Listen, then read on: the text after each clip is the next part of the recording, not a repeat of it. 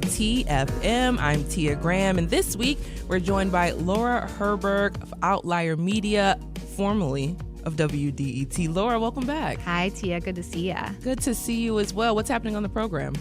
Today on the program, well, in just a minute, we're going to talk about fiber arts, which I'm excited about that. We're going to talk about how that bridge in Delray is going, how that's impacting the community. We got a lot ahead for you today on the Metro. Yes, we do indeed. But just like Laura said, starting out, fiber art, it is an ancient practice that uses fabric to tell interesting stories about the past and our future. It's part of a broader work that's going on in the city of Detroit during Detroit Month of Design, which is highlighting the various ways that art and design help shape our city. Throughout the month, multiple organizations are offering experiences to highlight some of those creative connections happening around the city. Detroit's Fiber Club is one of them. Founded in 2022, they are hosting an exhibit titled Environment Microclimates. It's happening at the Boyer Campbell Building on Milwaukee Junction from now until September 28th. The exhibit offers a lot of questions about what fiber art is, the ways it interprets the art world, and everything that's happening around it. To join us now to talk more about the unique art form, we have Sarah Rose and Lisa Wad here. Thank you both so much. They are the co-creators of the Environment in Microclimates exhibit. Thank you both, Sarah Rose, and one more time, Lisa, for being here on the show. Thanks for having us. Thank you. Also along with us is Meg Morley. She is the managing director of the Fiber Club. Meg, welcome to the Metro. Thank you, Tia. Awesome. So we're going to start off with the curators here, Sarah and Lisa. What exactly is the Environment in Microclimates exhibit? Describe the theme. Sarah, we're going to start with you. Okay, great. I think part of the idea there is to look at fiber art as a whole landscape that has a lot of individual specialists and components within it. So in opening up a space as big as the Boyer Campbell Building, we had a real opportunity to show a whole environment, but then we wanted to offer participating artists the opportunity to self-curate and self-select small presentations that highlight their unique practice, their values, their interests. Which is really, really interesting. You were able to pull from so many different, I guess you can say artists, but just different disciplines within fiber art, you can say. Like, it just how were you all able to connect and find so many different disciplines within the umbrella of fiber art to display? And like, what do some of them look like, if you can describe it? Sure. Well, I would say that the connection point is Fiber Club, which is this monthly gathering of, at this point, kind of Southeast Michigan fiber artists. People are coming from further and further afield. Meg can talk more about the specifics of the club, but we've hundreds of people on our list. Any given meeting has somewhere between 30 and 60 people usually. We do show and tells. We do all kinds of stuff. And it's a great place for fiber artists to get together. I find that fiber art is a really diverse community. It attracts people who have all different kind of interests: heritage craft, very contemporary or formal engagement with the art world, people who love materials. And it acts as a kind of catch-all. I think fiber art is attractive to me because all things are in play. And also because we all have some kind of relationship with fiber in terms of clothing we wear, sleeping in beds, one hopes. I think that makes it accessible and open to any viewer to have a point of relationship with it, to understand how something might feel, to have it recall a relationship they have with a family member, an elder. Like, there's all kinds of ways that fiber runs through our lives, and that makes it, I think, an art that well complements life.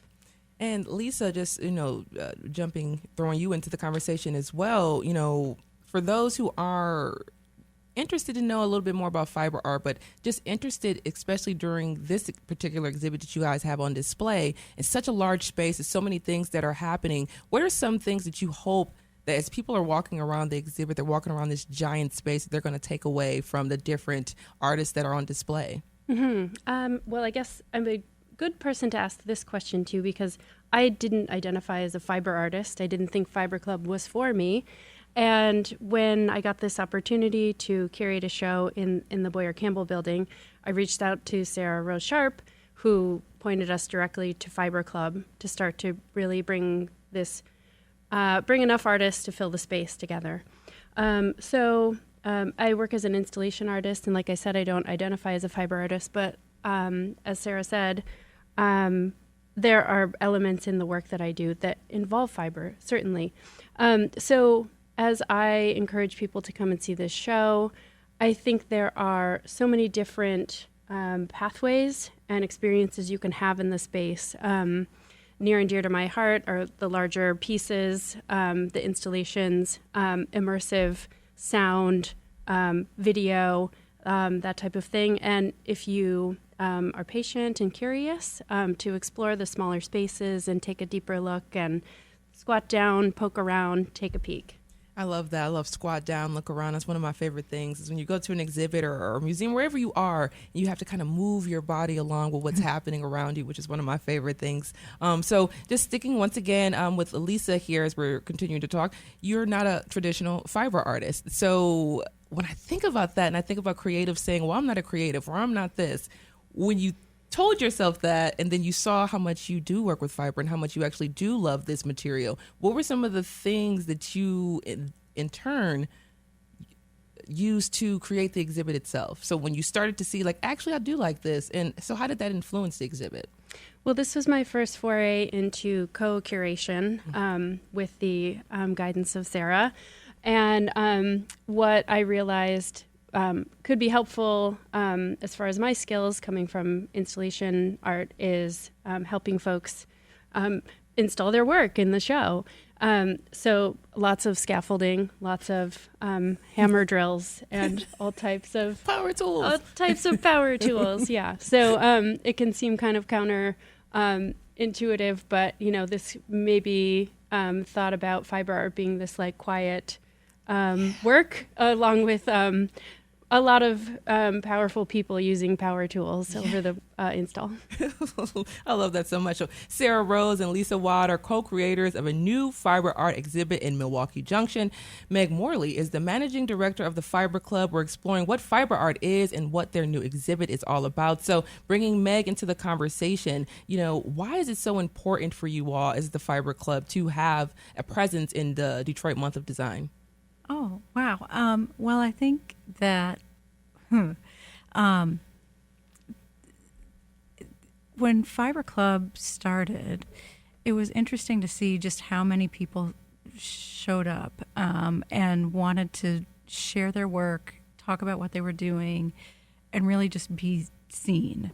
So when we first started talking and asking artists what they needed from a community, part of it was just an opportunity to talk about their work, but also just get it out into the world. So being seen is so important as an artist. You're so often working in isolation or in your studio with challenging opportunities to really get out into the world. So I think that being in an exhibit space like this, and especially among your community, being lifted up by being in such a large group show, is an incredible opportunity for fiber artists. And then to be part of Month of Design, you're lifted up by all of these other experiences. So people are really appreciative of that. Think about 14 years of the Detroit Month of Design and how that's just bringing in this, you're coming into this giant,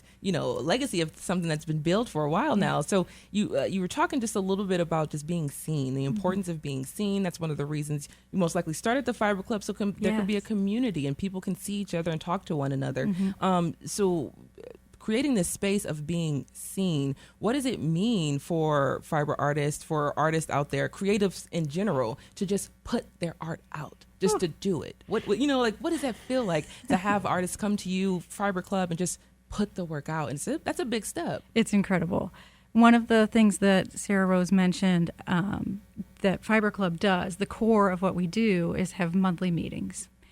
They're open to all, anyone who's interested in fiber art or just curious can come, and we open the floor for people to have like 15 minutes to show and tell, share their work, and so they can bring any work, they can present it, talk about it, even throw ideas out there, questions if they're struggling with, like, how do I hang this work? What do I do with this work? Or just to show it and get feedback. And it's always, it can be a really vulnerable experience, but people get feedback. People get just the most warm conversations that happen, critiques, and it's always a really lovely moment. And so you're talking about this club here. I'm just curious, for people where fiber arts is still a little bit of an abstract term, what are some of these pieces that the people in the club are actually working on? Can you describe them? Oh, sure. And Sarah Rose, you Sure. I could talk about a few pieces in the show that are a couple of different really disparate examples of what could be considered fiber art. Right at the heart of the show, when you come in, there's a crocheted piece by Robin Wilson, for which she crocheted one line of crochet that is 17 feet wide for every year that her family has been in the United States, which is 241 years, and traces her lineage all the way back through the time when some of those people were enslaved individuals. And so she's created like a family ancestry in a blanket kind of form, but it's really powerful and heavy. And then she's also sort of has an interest in science and talks about how the crochet, which is this kind of gradient of purples, looks like a red blood cell when you see it under a microscope. And because the space has a balcony level, you can both get up close and see it at the floor level, and you can go up to the mezzanine and look at it from above, which is a whole separate experience. Oh, wow. You see the movement of the body movement, the display. You have to move around to experience it all. I love that so much. And to mention, you might really like this, in the field guide, which is our exhibition catalog, one aspect of it is what we call the trail guide, which offers different themes of the show as a kind of, like as though you were going to take a hike around the show and you wanted to look at ones that relate to quilts, for example, or have a spirituality and religious theme. Elizabeth Priest has a beautiful piece that has to do with her reconciling with a religious upbringing and trying to find her own entry point into it. It's this phenomenal translucent quilt that has a slit in the middle that she likens to the experience of tearing the veil, which is the point where faithful people no longer needed the church to be able to converse with God. And you walk through the torn veil, and on the inside of the quilt it says, "Everything you imagine is real." And there's this incredible three-dimensional kind of squishy ladder that she's made that hangs in that space that represents a kind of ascent or wayfinding to her own spiritual experience. You know, for anyone that's listening right now and they're feeling what I'm feeling, like there's just like this overwhelming feeling of just positivity when I'm thinking about some of the work that's going to be on display. Like you said, the roadmap here as well. You have the interactive section, plant-based section, sustainability, also have feminist and political. So you can go around this whole entire exhibit and just feel immersed in whatever is happening under the umbrella of fiber art, which is just, once again, really, really cool. And so I just want to say thank you to Sarah Rose, Lisa Wad, who are the co-directors of the Environment and Microclimates exhibit, which includes displays of fiber art. And Meg Morley is the managing director of the Fiber Club. Thank you all so much for joining us on the Metro. Thanks for having us. Thank you. Meg, this month's meeting will happen in the space if anyone wants to come check out Fiber Club. Please do. And if you are interested in checking out what's happening, it's happening at the Boyer Campbell Building that's in Milwaukee Junction, and it's happening through September 28th. Once again, thank you all so much.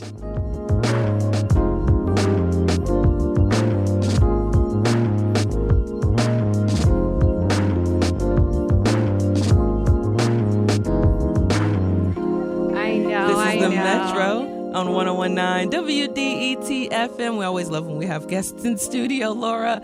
But coming up on the Metro, we'll discuss a report that explores recent medical innovations that help alleviate the problems associated with sickle cell disease. You all stay right there.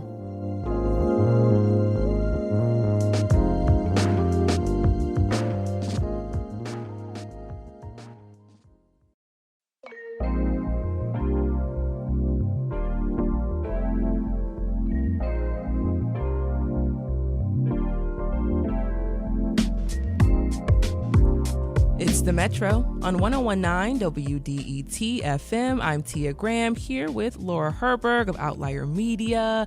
Laura, really excited about this next conversation, really interested in hearing this next conversation. Yeah, this is an important conversation to have. The Detroit area is home to one of the largest groups of people with sickle cell disease in the country. And the disease it's a painful one. It's caused by an inherited genetic mutation, and most of the people who have it are Black. For decades, there weren't many treatment options for the disease outside of pain medication, but in recent years, new medical technologies have helped alleviate and even in some cases cure sickle cell disease. So joining us now to discuss how treating sickle cell disease has evolved over time, we have Larenz Caldwell here. He was born with sickle cell disease and underwent a stem cell transplant about 6 years ago. Larenz, thanks so much for joining the Metro today. Thank you for having me. We're also joined by Koby Levin, a science reporter at Outlier Media who covers sickle cell disease and recently wrote about Larenz. It's nice to see you, Koby. Great to be here. All right. So, Larenz, first of all, I just want to thank you for being here and for being willing to share your story, which we're going to dive into in just a minute. But first, Koby, you have been working on writing a whole series on sickle cell disease. Why? It's such a good question. The short answer is that I met some folks in this community. I was out on assignment, and I just felt this like a real connection here. We write about science where it matters to Detroiters. And what we realized, almost as soon as we started covering sickle cell disease, is that this is a place where the cutting edge of science, new technologies that we could not have imagined even a generation ago, and medical inequity, and a really long-running, important, vibrant Detroit community kind of come together. And so there just is such a tremendous amount of uncertainty, hope, strength, struggle in this really kind of compact area. It's about, we've estimated about 2,000 people here in the Detroit area who are living with sickle cell disease. And just it's such a juicy topic, such a hopeful topic, such a frustrating topic. And I was drawn right in and just amazed by the generosity and the bravery of a lot of folks in this community who were eager to tell their stories. And Larenz, it's not an easy disease to live with. Can you talk about what it was like for you growing up with sickle cell? Yes, I can. I was a little luckier growing up with sickle cell. I had someone in my life that had it as a kid and was living with it as an adult. And most sicklers in this city don't have that. They're born into families. They're like, oh, our mistake, or don't know what to do and kind of thrown to the wolves. So I thought I was normal. I was as normal as my mom. So, and your mom had sickle cell, right? Yes. Sorry. So she knew the ropes. For context, yes. So me taking medicine or not feeling good when the weather changed or being smaller than everyone, it was not, I didn't see anything wrong with it as much as other people did. Looking back, I could see there was a lot that was going on, but in the moment, it wasn't horrible to me. Okay, because it was what you knew. It's what your mom was experiencing. It was your life. Koby, can you break down a little bit for folks who aren't familiar? What is sickle cell disease? What's going on there? So sickle cell is a really simple disease in its cause with very complex effects. Okay, at a basic level, you have a different kind, a sort of mutated red blood cell that's going to be more fragile than a healthy red blood cell. It's going to break down more quickly, which leads to a lot of anemia. That's why sickle cell was often called sickle cell anemia. And it also is going to be a little bit stickier, right? So a common thing that these folks experience is called a sickle cell crisis. That's where their red blood cells actually jam up in their blood vessels, right? And your body freaks out when that happens, okay? Because your organs, in many cases, are not getting the oxygen that they need. And the sensation of having your veins literally blocked up is excruciatingly painful. Pain is a hallmark of sickle cell disease. And folks with, folks who live with sickle cell often wind up hospitalized and receiving something like blood transfusions, heavy intravenous painkillers to address these kind of emergency symptoms that come with a crisis. It can be tremendously dangerous, obviously very scary, and it means that these are some of the folks who are most exposed to the medical system of really anybody in our metro area. And if you're just joining us, we're speaking to Koby Levin. He's a science reporter at Outlier Media. We're also speaking with Larenz Caldwell, who was born with sickle cell disease and later had a stem cell transplant. Larenz, on June 26, 2017, you walked into a doctor's office at Vanderbilt University Medical Center. Tell me about that particular visit. That was a visit, it did change my life. But in that moment, I didn't want to go to that doctor's appointment. I hadn't even scheduled it at that time in my life. I was scheduling my own doctor's appointments. I started doing that like at 13, but I didn't schedule that appointment. My mom scheduled it for us, and I didn't really want to go at all. And when I went, the doctor was foolish. He was so just cavalier and nonchalant, which is, I like that, but just not in my, not in my room right now. Like, not at this moment. Yeah. What was foolish about the doctor? What did he say to you? He like just waltzed in, just like, boom, I'm here, cool, hand me the chart. He asked me like how many blood transfusions I had, looked at me up and down and was like, all right, I'm gonna cure you, and then just left. Just like walked out. And what were you thinking? He was crazy. Could you imagine someone's like, oh, I got a cure for you? Like crazy. I thought he was nuts. I said, sure, I'll challenge you. I'll play this game. Yeah, it was the shortest doctor's appointment of my life ever in a hematology clinic. And the thing is he ended up being right. He did. And he rubbed it in every single day while I was in that hospital. Yep, I was right. Told you. Didn't I say it? Mm-hmm. You're doing great. Yep. Mm-hmm. I knew this would happen. Yep. So let's break it down for the listeners then. What happened next? What treatment did you undergo?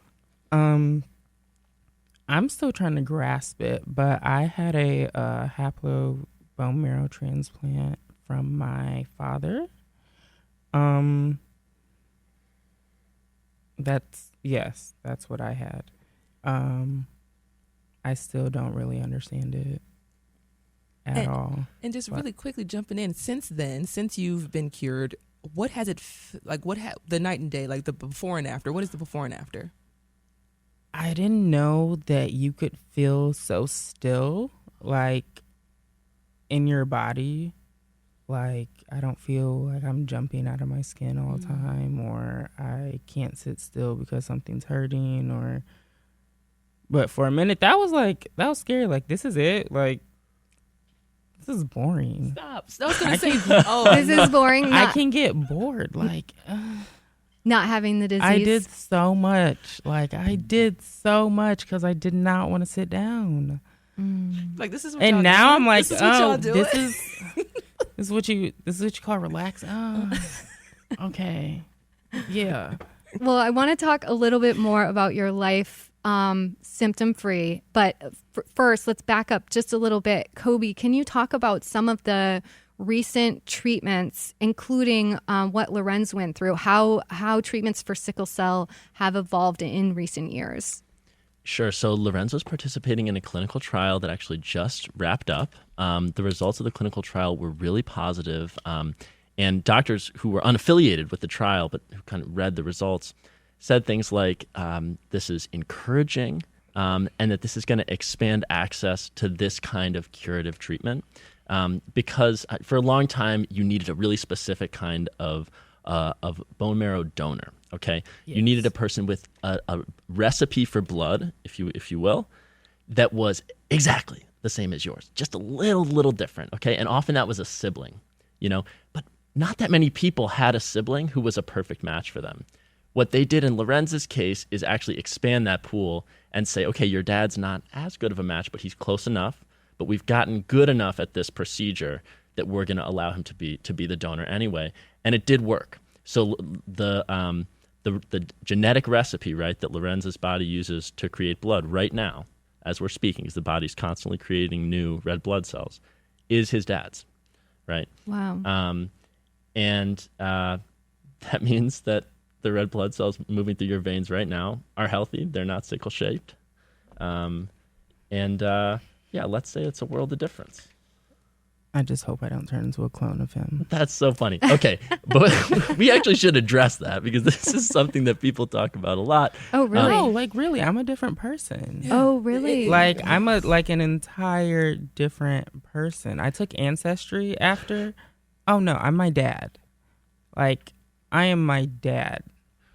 All right, I don't want to fact check this too hard, but let me just say, we're talking about changing the genetic makeup of your blood stem cells. Yeah, specific cells that make your blood.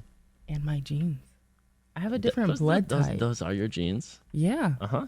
You have a different blood type. But, for instance, your reproductive cells, right, that would actually pass on this genetic material to your kids, those aren't changed, right? The only thing that's changed... I have no idea. I do. That's why we have a science reporter here with us. No idea. This is so funny. They were like, go freeze your stuff or don't. We don't know what's going to happen. Uh-huh. And that was expensive for a 19-year-old. I bet. People do fertility preservation for these kinds of treatments because you undergo chemo, which Larenz had to do chemo as part of the transplant, and that can destroy your fertility. But in terms of whether your genetic makeup outside of your blood was changed, it was not. You're still almost 100% Larenz. I have a bone to pick with Ancestry. All I'm thinking to myself right now is how, number one, we're having this amazing conversation right now about something that's really, really great that's happened. And Larenz is just like, yeah, I don't know about any of this. I don't. Exactly. Well, it's something. Larenz, so we only have about 30 seconds, unfortunately, but I want to give you the last word. What are you looking forward to now that you have to spend so little time thinking about how sickle cell is impacting your body? I'm looking forward to a future finally, so that's fun. But I don't know what it's going to look like, which is terrifying. But I guess I'm excited. Sounds about right. Well, thank you so much, Larenz Caldwell, for joining us and telling us a little bit about your journey. And thank you, Koby Levin from Outlier Media, for your reporting. Great to be here. Great to be here. Thank you, guys.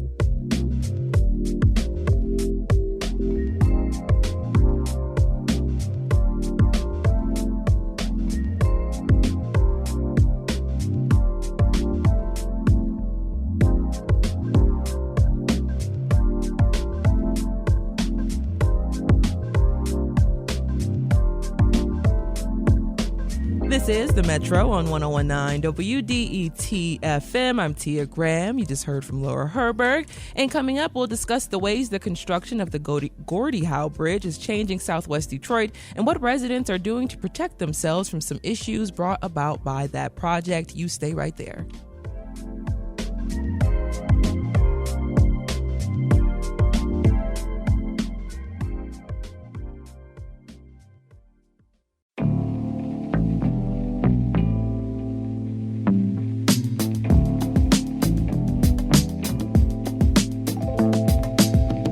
Metro on 1019 WDET FM. I'm Tia Graham here this week with Laura Herberg of Outlier Media, also formerly of WDET Public Radio.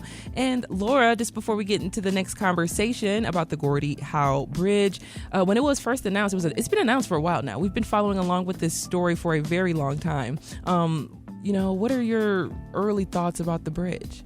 Oh, wow. Well, yeah, I went out there, about 10 years ago talking to folks in the neighborhood. So I'm really curious to see what our guest is going to have to say about how things are going in that area right now. The Gordie Howe International Bridge is expected to be completed in 2025. The bridge is being built in the Delray neighborhood, a place that the Metro took you to just a few weeks ago when we visited the Carbon Athletic Club. Mm-hmm. For years, residents of Delray and Southwest Detroit have faced issues from heavy industry there, and these days, residents are dealing with the challenges that come with the construction of an international bridge. So to help us understand the impact that the bridge has had thus far on residents, we're joined by Simone Sagovac. She's the director of the Southwest Detroit Community Benefits Coalition. In 2017, the group helped secure an almost $50 million benefits package for people living in the area. Simone, welcome to the Metro. Hi, Laura. Hi, it's nice to hear your voice again. So first, just a little bit of history, if you will. Delray was once a thriving, diverse community that included many immigrants from Eastern Europe. Can you describe what it's like there today? Yeah, I guess it's worth it to say that the Delray of yesterday was a place where people said they could buy anything. And today, in 2015, the last 2 mom and pop stores closed. The schools have closed, so there really aren't amenities that people would find in a typical neighborhood anymore. It's largely vacant land. There's still 300 families, maybe 350, living in the community, and a lot of people don't realize that.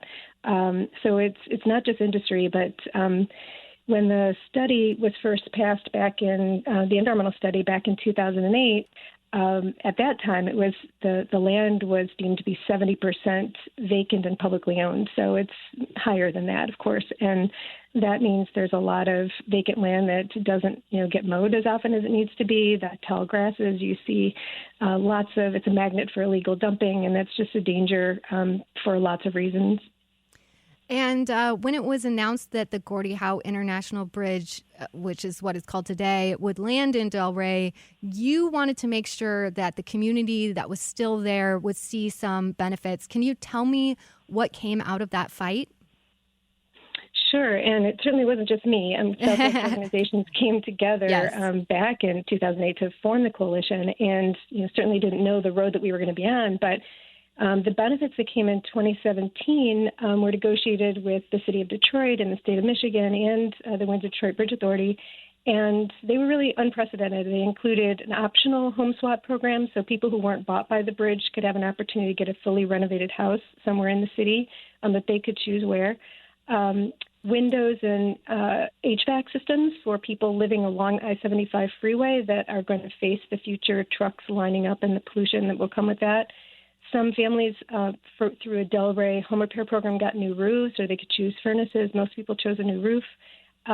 We got 3 new state air monitoring stations and got those to include black carbon monitors so that those monitors can track the diesel pollution. And a couple other things, health impact assessment before construction, during construction, which is starting actually right now, the second phase, and after construction, which will be after the bridge opens, to see how people's family health is affected. And then there were small grant investments that are actually still happening to the Southwest organizations or organizations in the area that do work in the area can apply for and get. And those have done many things. There were investments in Clark Park, but organizations like that do food pantry service, Chask Clinic has received some. So there's been a lot of different investments that have come from 2 different, the 2017 agreements, and then actually a separate agreement between the Bridge Authority and the contractor that got hired to do the project, Bridging North America. Okay, wow. So a lot of benefits there. One of the things you mentioned is the home swap program. You know, I met Maria Walkenbach, a participant in the first round of the program back in 2018, and at that time she was very excited about the opportunity to swap her home. I want to play a cut of that. Walkenbach steps inside. There's caution tape over the windows, paint chips hanging from the ceiling, and a hole in the wall. Bridging Neighborhood's housing development specialist Antoine Hayes tells Walkenbach that when she comes back and it's all renovated, you're probably going to cry. Just the thought of getting a house is unbelievable. See, you got me crying now. The city says renovations are supposed to take 6 to 9 months. And Simone, you know, that was years ago. How has this home swap program actually panned out? So the 76th family just got their swap agreement, and it's for the families that have taken it, that it suited them. A lot of them have said positive things about it. They're in neighborhoods that have, you know, they have schools. They got to choose where. So they may be located in a place that they're closer to schools or shops or other things, churches. And the thing about the project was that it was based on the availability of housing stock through the land bank. And most people wanted to stay in the area. People are very culturally identified with Southwest Detroit, particularly if they're Latinx families. And their larger families. And so early on, we had to work hand in hand with the city to press for some considerations and protections and to get consideration for larger homes to be in the project, because early on, most of the homes had just 2 bedrooms, maybe some had 3 bedrooms. And for the larger families, that wasn't going to work.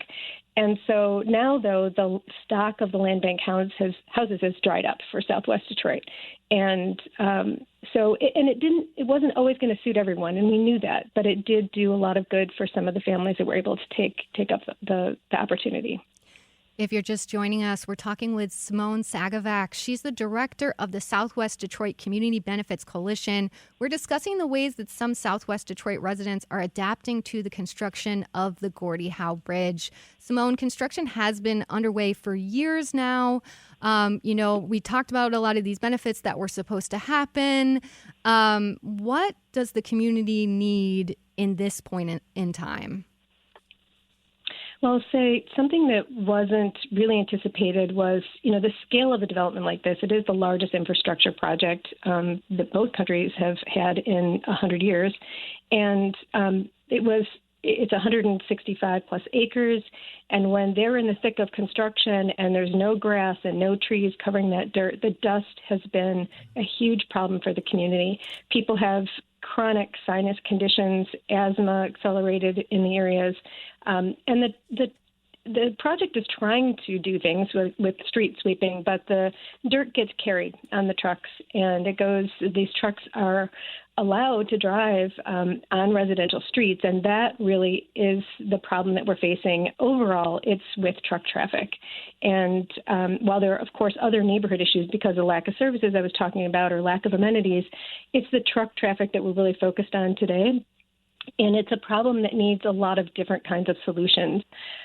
We did lots of different community gathering projects over the years, and truck counting is one of them. And so we've counted in a single day, over 1,200 trucks on a residential street. This is a street, I'll just name Livernois Street. There are others, but that's a street that has no industry on it, no other business other than a mom and pop store and a church. And yet, if anyone can really imagine 1,200 semi-trucks driving past your home a day, that's what it's like. And so we need to try to address that. And there's a lot of ways that we need to try to tackle that through enforcement, infrastructure, and even behavior change in the industry with truck drivers who ignore the laws that are posted meant to protect us. Well, yeah, it sounds like the fight is still continuing in the Delray neighborhood of Detroit. Simone Sagovac is the director of the Southwest Detroit Community Benefits Coalition. Simone, thanks so much for joining us on the Metro. Thank you.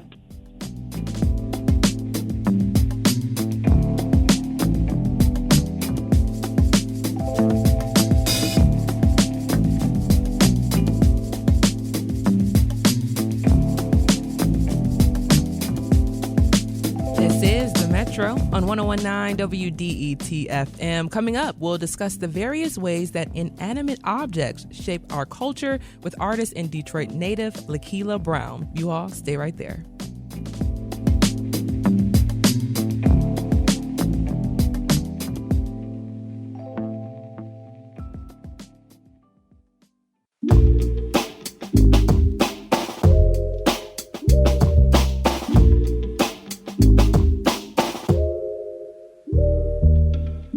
This is the Metro on 1019 WDET FM. I'm Tia Graham, and this week we're joined by Laura Herberg of Outlier Media. Laura, welcome, and thank you for being here with us this week. My pleasure. Awesome sauce. Coming up right now, what kinds of stories do objects around us express? Have you ever wondered what your spatula was thinking, or maybe your brush? I know I always think about my brush, and I'm like, you're probably sick of me right now. These are some of the themes that Lakila Brown explores in her artwork, and tonight she'll be speaking at the College for Creative Studies as part of the Woodward Lecture Series about her solo presentation at MoCAD, From Scratch, Seeding Adornment. Lakila is here now to discuss her work and her talk tonight. Lakila, welcome back to the Metro.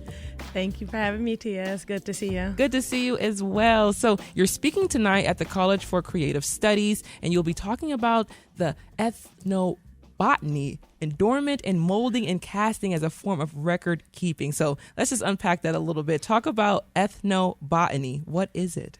Okay, so ethnobotany is a branch off of the larger discipline of botany, and it has to do with how plants become relevant to cultures. And so I worked at the Brooklyn Botanic Garden, and I started to wonder about what plants were relevant to like my culture, and that's how it made its way into my work. Yes. And what are some plants that are relevant to the culture? Well, collard greens, corn by way of cornbread. Yeah. Okra is a really important one. I know it's divisive, but it's important because it's actually apparently indigenous to Africa, and it's one of the plants that actually came over with people of the African diaspora, depending on where they landed, whether it was in the United States, the Caribbean, or other parts of the world. Yeah, that's one of the things that I actually loved about learning about okra in general was the history of it and how it got here, and it's interesting. So when we first had you back in June, you were discussing From Scratch, your first solo show. We spoke a little bit then about plants and adornments. What are the ways that food and earrings and different things around you shape cultural identity? Absolutely. I mean, this is one of the key reasons that I shifted my work from focusing primarily on figurative work is because I was interested in what our objects say about us and how they are like the main ways that culture is expressed, right, through our objects. They are like an externalizing of our culture. I love it. And earlier today, we actually had fiber artists on. They were talking about fiber work. So when we think about, what we're talking about right now and just different inanimate objects, when we talk about fiber work and just fiber materials in general, how does that connect to the culture, and in what ways do you see that being used to tell the story, a larger story about the culture? Yeah, well, fiber is really interesting, and especially thinking about the kinds of materials that we create fiber from, right? We know this country's history with cotton, but then also there's the time, attention, and labor that goes into creating a work, in terms of fiber. There's lots of weavingness preparation. There may be dyeing, and you have to prepare dyes. There's so much that goes into those kinds of things. And it's another object making way, right? So I was thinking there's all sorts of ways that culture is expressed, and fiber is another important one in terms of object making, adornment in my work, in my earlier work that has been a through line through my work to this day. And then also, I was thinking about culinary expression, which is one of the hugest ways. When you travel, especially to a new place and a different culture, one of the first things you want to know about a culture is, what do you eat? I'm always wondering, where are we going to stop and eat here today? It's my favorite thing. Let's go on a food tour.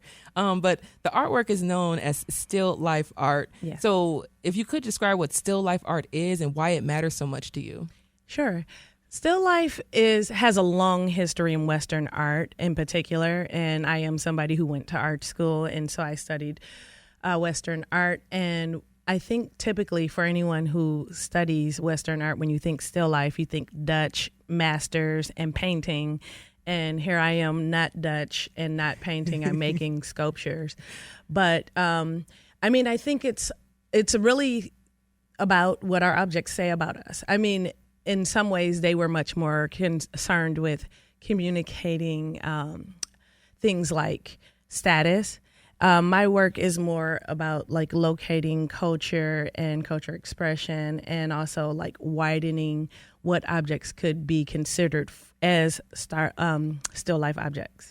Yeah. And if you are joining us right now, we're talking with Lakila Brown. She's an artist, and she'll be speaking about her work tonight at 6 p.m. at the College for Creative Studies in the Wendell Anderson Auditorium. This lecture series has been going on for just a little while, though. But can you, if you can, go into record keeping, the importance of record keeping, and the importance about archival work, creating the archive? Why do you think this is something that, especially as an artist, that's like you're tasked with that? Yeah, sure. Well, I think that sometimes in the world we live in, where we're concerned with our everyday lives and those kinds of things take precedent, I think it's important to also like pause and remember everything that we've accomplished. And also like just like appreciate the ingenuity that went into like creating a sculpture creating culture from scratch, and which is, why the first half of my show is called From Scratch. It's like sort of like understanding that you have these people who were brought to this place and kind of intentionally stripped of their culture. And so I'm interested in those like in that moment and that sort of persistence of creating culture again, right? From scratch, right? You lose your language, you lose your customs, your religion, and how do you sort of reform that? And the ingenuity, the resistance of all of that, the love that goes into like creating a culture for yourself and your family. That reconstruction of community, essentially. I'm thinking about just in terms of because we only have about a minute and 30 seconds left, but I'm thinking about the exhibit itself. I'm thinking about the talk that you're going to have tonight at CCS, your alma mater, I believe, right? That's so right. You're going to be speaking to some of the folks there that taught you, and you're now on the other side of that, starting to mentor and talk to other folks. So before I let you go, what are some things that you hope people take away from tonight's lecture, but the importance of having a lecture series like this?